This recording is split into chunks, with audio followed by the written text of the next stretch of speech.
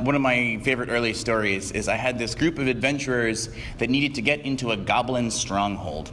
And the goblins, of course, did not want to let them in. So the one particular player decided he was going to advocate for himself to the goblins by telling him what a hero they were because they just saved the world from this Lich King.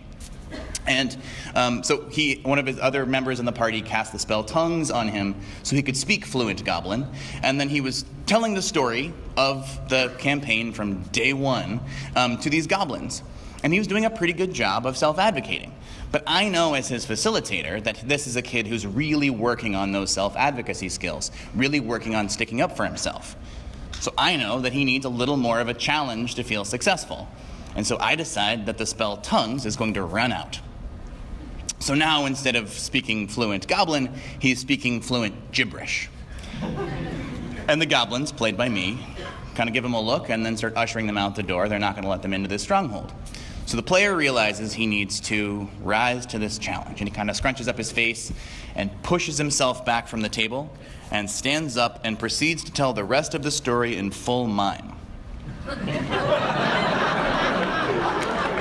And so he gets up and describes how they had a sword fight with the minions of the Lich King, and then they used this black onyx spearhead and stabbed it into the body of the Lich King, and then it dissolved into acid and melted away the coffin, and he breaks into a full sweat. And I, as the goblins, now just look at him with, wow, what an amazing story you just told. Come on inside, free room and board. And this player came back to the table with just this absolute look of beaming pride on his face, how well he had self-advocated for himself. And I realized in this moment that social skills, like any kind of skill, require feeling successful. And the only way you can feel successful is if you are challenged. And it's my job as the game master to set that challenge level exactly where the player needs it in order to feel that success. And we've learned essentially that idea of having to build on those successes has become a huge part of our model. But not only can we do it that way, but we can do the opposite. And we can take the challenges of the players and put them on the characters. In a lot of those early days, we didn't have any intake forms, so we didn't have any idea what kinds of challenges we were going to have coming into our groups. In fact, we didn't actually know even how many people were going to be there or what their ages were going to be. So Adam and I had to plan our groups at the start of every quarter pretty flexible. In one instance, we were planning the very, very classic tavern meetup, where all the players are going to meet together in one big group. We normally split into 2 tables, but in this case it was going to be one big group so we could figure out who would mesh well with who. And we actually had so many people that we couldn't fit them all around the table, so we all met on the ground. We sat on the ground and we checked in as one big group. And it was classic. They would come into the tavern and they would put their weapons into a magically sealed chest, so they're not walking around a tavern and carrying weapons around. And so everybody came in, they put their weapons in, they sat down, they got soup. We don't serve alcohol in our campaigns, so everybody drinks soup from mugs. So everybody's coming in and getting whatever soup they'd like from Seamus, the soup tavern keeper, and drinking their soup from mugs. And then all of a sudden, skeletons burst from the floor and from the walls and started attacking the party.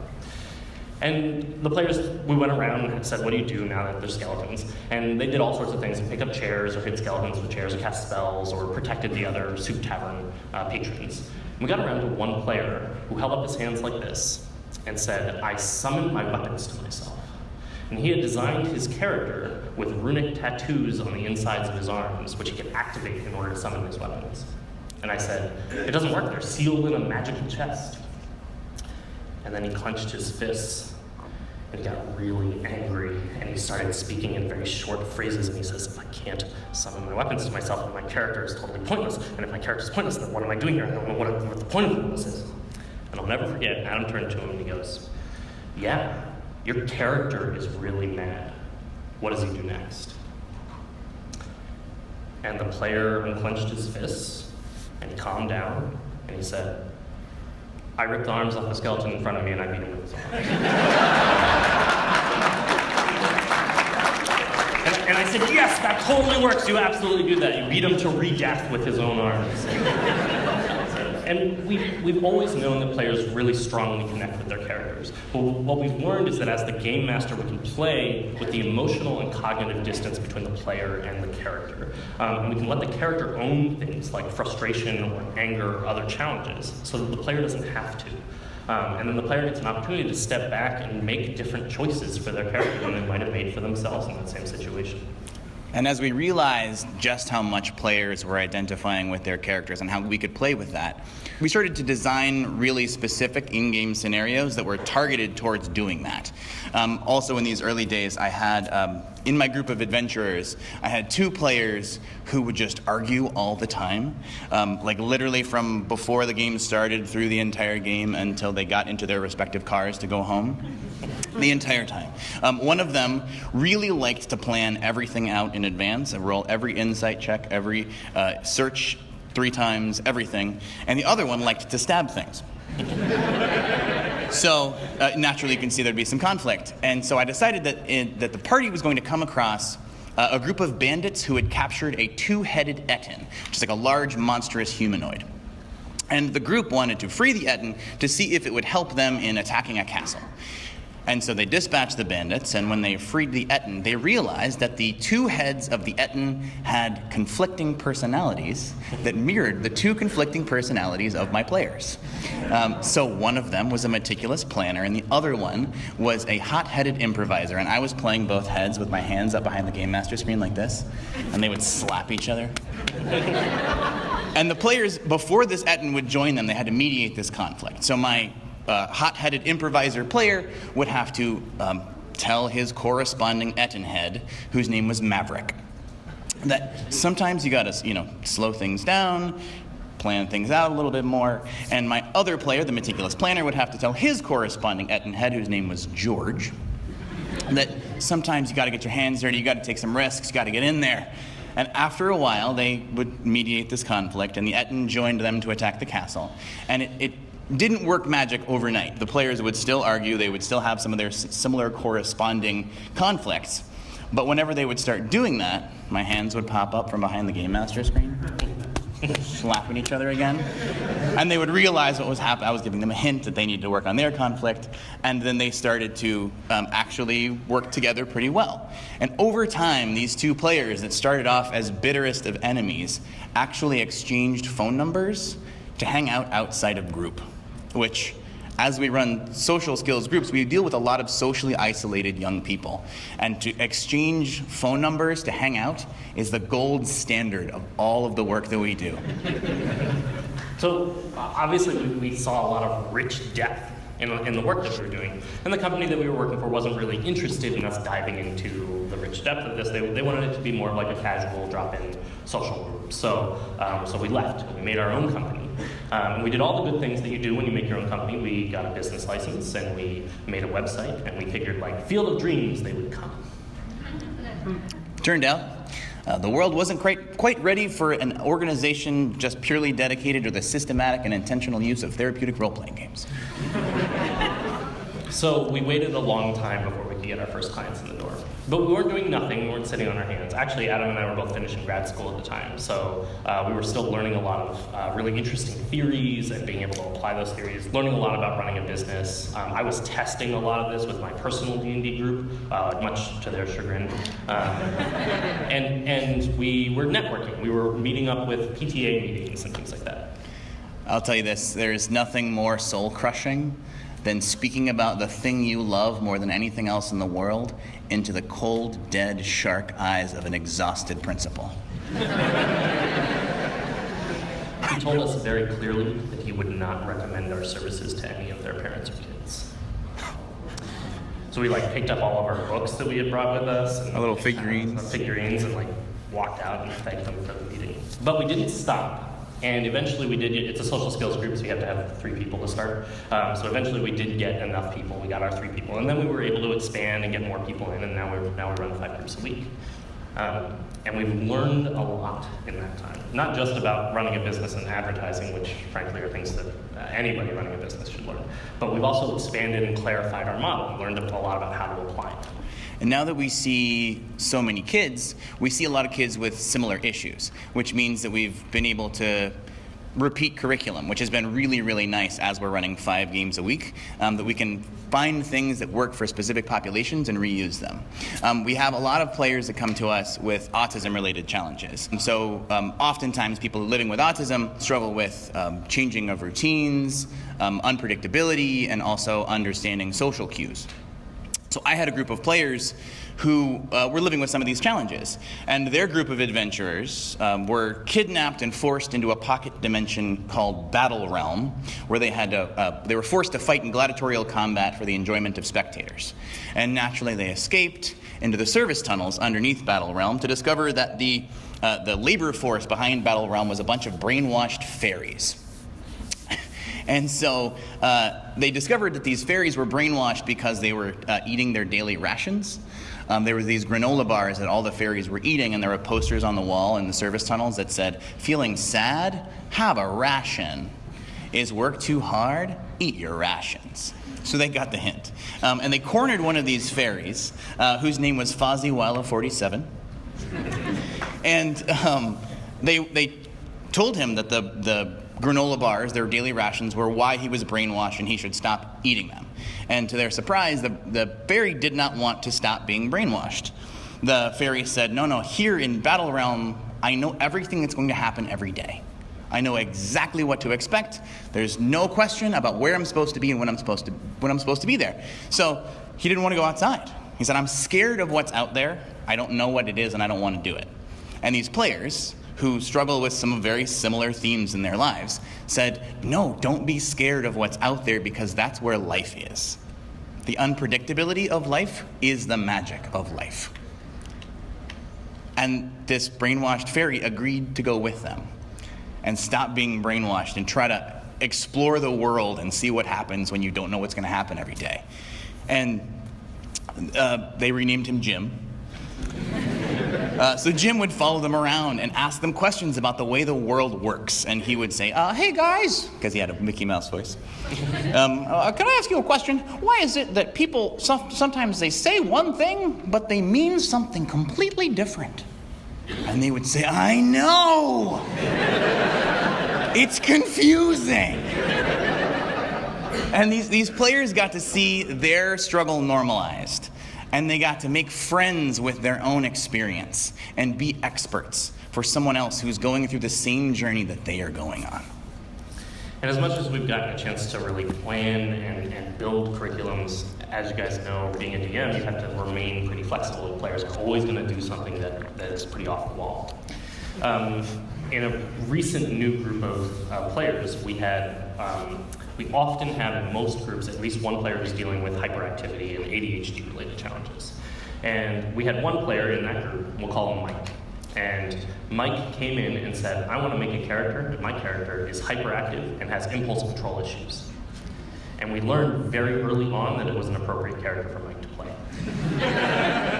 And this group of players, we put them in a challenge room that Adam and I have used many times before. And I'll describe it for you. You walk in, and you can see on the other side of the room there is a metal door. And the metal door has no doorknob. In one corner of the room there is a giant troll of legend who appears to be imprisoned there. And then on the other corner of the room there are 3 unlabeled switches.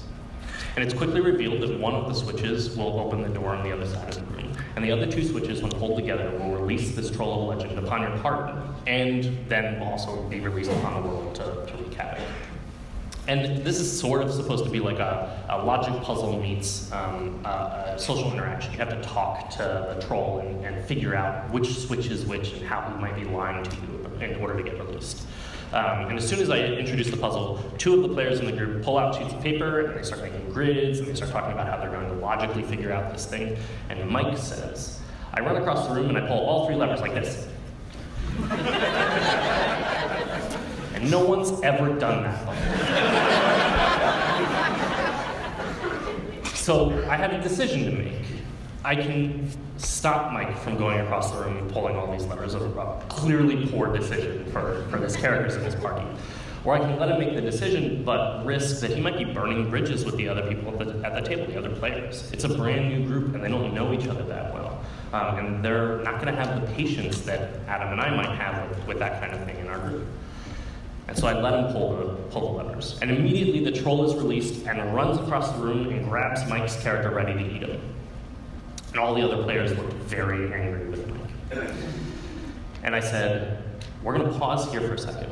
And I want you guys to remember that your characters are different than you. And your characters might make different choices than the choices that you might make. And it's important now that the rest of the party has a chance to decide, what would your characters do here? Would they go through the door and abandon Mike and release this troll onto the rest of the world? Or would they back up their teammate? Would they hold together? Would they try to work to maybe re-imprison this troll, who was impossible for them to beat, by the way? But maybe re-imprison him so that they can free their friend. And it took some debate. They really tried to figure it out. But eventually they did decide that they were going to free Mike's character. They were going to re-imprison the troll. They lured him back into the cage with the promise of delicious, tasty children. Which, trolls love delicious, tasty children, apparently. And they freed Mike's character, and they flipped the switches and re-imprisoned the troll. And at the end of every session, we do a checkout where we ask questions about the game and give them a chance to reflect on it. And one of the other players, not Mike, but a different player, said that he really appreciated what Mike's character did, because he struggles with impulse control challenges too. And it made him empathize with Mike's character. And that was why they were there. That's why they were in the group, to be able to work on those issues. And even Mike, at the end of that game, said that he wanted the other players' characters to help his character work on how to be less impulsive. And that's awesome. That's exactly what we want to see. A chance to be able to reflect, a chance to be able to have some distance and use your character, use the game to help improve the skills that you know you're working on and that you know you can build and improve. And that mostly brings us up to speed. So as Adam and I have had the opportunity to travel around the country and talk about this kind of thing, we hear from people in the audience that they have been doing this in an after-school program or in their therapeutic practice, and we've had a chance to meet with some people and hear more of their stories. And I don't have everybody's permission to name drop them up here, but I will share with you some cool people who are out there doing similar work. If you want to reach out to them, we have received permission that you can reach out to them and talk to them too. Actually, the group that we used to run is actually still going in Seattle, and Dr. B from Take This is actually running those groups. Take This, if you don't know about it, is an organization that promotes mental health in the gaming and geek industries. I believe they actually have the AFK rooms here at the convention, which are a great quiet place to go to escape the hecticness of the con. Take This has done some amazing work, and they also have an Indiegogo right now for donating money to their cause and being able to do that. The Kickstarter. Oh, did it finish? It was a Kickstarter? The Indiegogo got prematurely closed, and they decided to launch a Kickstarter in its place. Oh, So gotcha. that's open now to donate. It's a Kickstarter, not an Indiegogo. Go to the Kickstarter. They need the funding. They're a great organization. I totally support them. There's also an organization actually not too far from here in Pennsylvania called the Bodhana Group that has done using role-playing games with sexually aggressive youth, which is incredibly hard to work with population. And they are building up and expanding their groups as well. They also have a small con called Save Against Fear aimed at role-playing games used, or games of all kinds, I guess, used for therapeutic growth.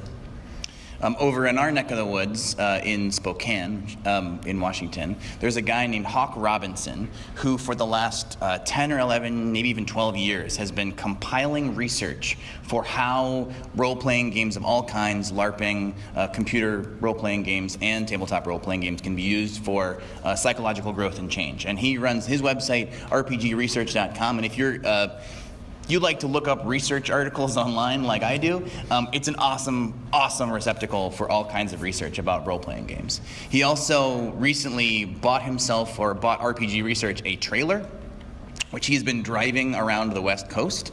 His background is in recreational therapy. And he's been driving this trailer around to different treatment facilities so people with mobility challenges and wheelchairs can leave the treatment facility and roll into the wheelchair to play a recreation therapy informed role-playing game to help people get a chance to get out of the mundanity of their treatment facility and play a role-playing game. It's a really cool project. He has a Patreon, and I think he also might have an Indiegogo. But if you want to reach out to us, we'll send out links. There's also, early on when we were doing a lot of this work, there was a book that we used, which is The Functions of Role-Playing Games, which was written by a woman named Lynne Bowman. And she has done some amazing work with live-action role-play or LARP around the world, both for educational use and therapeutic use. And she's gone to other countries. It's really, really amazing. And it was one of the texts that we essentially used for starting out, for being able to really build some foundation in theory. And she's done some super cool stuff with EduLARP. Like helping doctors improve their bedside manner, helping educate about the AIDS crisis in the 80s, some really, really cool, interesting social service work that she's doing using LARP. And what we're starting to see now, that's maybe different over the last couple of decades, is that all of these groups and all these individuals are starting to talk to each other, and starting to share a lot of their models, starting to share a lot of their ideas. And because everybody thinks that they invented it, they all have different terms for it. So things that we may call one thing, another group calls a different thing, and now we're finally starting to build a lexicon and build an understanding, a real idea of how this works and what works best. And that is an amazing place to be. Because Adam and I get to speak at all these cons, and we get to hear about lots of people who are running after-school programs, or who are running games in hospitals, or who are running games as part of their practice. And this is where we get to build up and make it into something that's bigger than just us. So here's what we're going to see next. In the next 5 to 10 years, here's the inside scoop from within the very small industry of applied tabletop role-playing games. You're going to start seeing this applied in a lot more situations. We'll start seeing groups cropping up much more in schools, not just for after-school programs that are a nice social place for players to meet and for students to be able to interact, but also in classrooms as ways to be able to interact and experience some of the things that you are learning about in a much more engaging and hands-on way. Can you imagine role-playing as Hamilton and then listening to Hamilton for your history class? There's a lot of possibility in there. And we're also going to see it used in so many other settings, in hospitals for people who have mobility issues or who have challenges that keep them in the hospital for long periods of time, and the role-playing gives them an opportunity to have some escapes, to have some fantasy and other ideas to live out some other parts of their lives that they're not getting a chance to because of the issues that are going on. But we're also going to see it for issues that are related to different things. Adam and I use games specifically for social skill development, but we know that they'd be great for other forms of anxiety, for depression, for PTSD. We're looking forward to seeing a lot of people use this with the military, also a very hard to work with population that doesn't get a lot of services. And so we're going to start seeing this kind of work being utilized for helping people through those experiences. And we're going to start seeing it with families. We get the amazing opportunity to be the generation of people who grew up with games. And we're finally starting to have kids of our own who are getting old enough to be able to start including them in our games, in our role-playing games ourselves. So families are going to start playing the games with each other, not just to have a good time and to interact, but also to learn how to communicate better, to learn how to have conversations with each other or broach subjects that normally they might feel a little uncomfortable talking about with each other. That being said, raise your hand if you are someone who either has or wants to use role-playing games for an intentional purpose. You'd like to use it in your school, your therapy practice. Awesome. Keep your hands up. Look around the room. Look around. Make eye contact with somebody. These people who... keep your hands up. These people are not your competition. These people are your... keep your hands up. These are not your competition, these are your colleagues. These are your collaborators. So right now, make eye contact with somebody and nod your head. You guys are gonna meet in the hallway after this, and you guys are gonna swap stories and share ideas, because we are the future of this field. And not only are you going to share with each other, but we want you to share with us or share with others. Reach out, share your stories, but also share your ideas and share the things that you want to work towards. Because this is where we're going to build something that is way, way bigger than what any of us can build, than what Adam and I can build. We're going to build something that is much, much bigger, that gets to the core of what things like role-playing games can give you. All the amazing experiences that come along with that. Thank you.